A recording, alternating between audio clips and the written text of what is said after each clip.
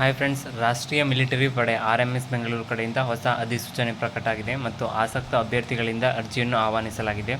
ಹುದ್ದೆಯಲ್ಲಿ ವೇತನ ಎಷ್ಟು, ಅಪ್ಲೈ ಮಾಡಲು ಕೊನೆಯ ದಿನಾಂಕ ಯಾವಾಗ ಅಂತ ಹೇಳ್ತೀನಿ. ಸೊ ವಿಡಿಯೋನ ಕಂಪ್ಲೀಟಾಗಿ ನೋಡಿ. ಇನ್ನುವರೆಗೆ ಯಾರು ನನ್ನ ಚಾನಲ್ಗೆ ಸಬ್ಸ್ಕ್ರೈಬ್ ಆಗಿಲ್ಲ, ಮುಂದೆ ಬರುವ ಎಲ್ಲ ಸರ್ಕಾರಿ ಹುದ್ದೆಗಳ ಮಾಹಿತಿಗಾಗಿ ಈ ಕೂಡಲೇ ಸಬ್ಸ್ಕ್ರೈಬ್ ಮಾಡಿ.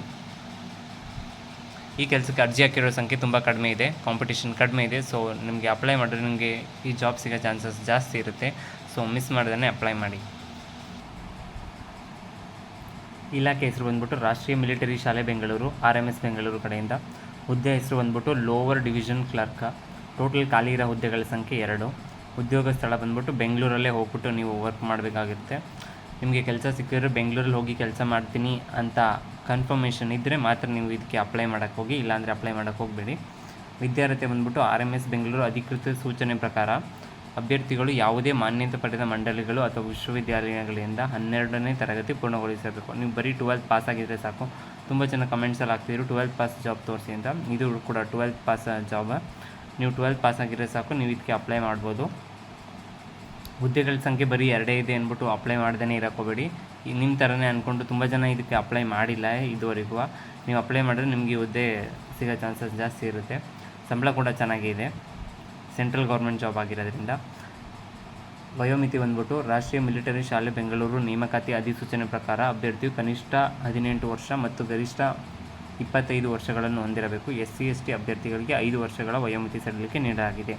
ನೀವು 18 to 25 ಏಜ್ ಗ್ರೂಪ್ ಒಳಗಡೆ ಬಂದರೆ ಮಾತ್ರ ಇದಕ್ಕೆ ಅಪ್ಲೈ ಮಾಡೋಕ್ಕೆ ಅವಕಾಶ ಇರೋದು. SC/STಗಳಿಗೆ 5 ವರ್ಷಗಳ ಕಾಲ ವಯೋಮಿತಿ ಸಡಿಲಿಕೆ ಕೂಡ ಮಾಡಿದ್ದಾರೆ. ಅಂದರೆ ಅವರು 18 to 30 ಒಳಗಡೆ ಇದ್ದರೂ ಕೂಡ SC/ST ಅಭ್ಯರ್ಥಿಗಳು ಇದಕ್ಕೆ ಅಪ್ಲೈ ಮಾಡ್ಬೋದು.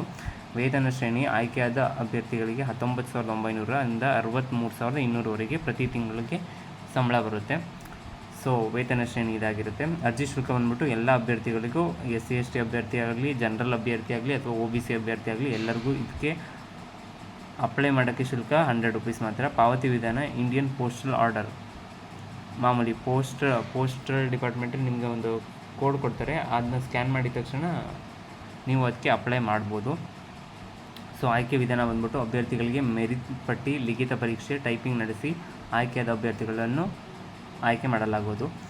ಅಭ್ಯರ್ಥಿಗಳ ಮೆರಿಟ್ ಪಟ್ಟಿ ಅಂದರೆ ನೀವು 12% ತಗೋತಾರೆ, ಪ್ಲಸ್ ಅದ್ರ ಜೊತೆಗೆ ಒಂದು ಎಕ್ಸಾಮ್ ಮಾಡ್ತಾರೆ. ಎಕ್ಸಾಮ್ ಮಾಡಿಬಿಟ್ಟು ಮತ್ತು ಕಂಪ್ಯೂಟರ್ ಟೈಪಿಂಗ್, ನೀವು ಎಷ್ಟು ಫಾಸ್ಟಾಗಿ ಟೈಪಿಂಗ್ ಮಾಡ್ತೀರಾ 1:10 ರೇಷೋಲ್ಲಿ ನಿಮ್ಮನ್ನ ಅಷ್ಟು ಜನ ಸೆಲೆಕ್ಟ್ ಮಾಡಿಬಿಟ್ಟು ಟೈಪಿಂಗ್ ಪರೀಕ್ಷೆನ ನಡೆಸ್ಬಿಟ್ಟು ಅದರಲ್ಲಿ ಯಾರು ಸೆಲೆಕ್ಟ್ ಆಗ್ತೀರೋ ಅವ್ರನ್ನ ಆಯ್ಕೆ ಮಾಡ್ಕೋತಾರೆ. 2 ಹುದ್ದೆ ಅಂದ್ಬಿಟ್ಟು ಹಾಕಿರೋ ಅಪ್ಲಿಕೇಶನ್ ಹಾಕಿರೋ ಸಂಖ್ಯೆ ತುಂಬ ಕಡಿಮೆ ಇದೆ. ಸೊ ಅಪ್ಲೈ ಮಾಡಿ, ನಿಮ್ಗೆ ಸಿಗೋ ಚಾನ್ಸಸ್ ಜಾಸ್ತಿ ಇರುತ್ತೆ.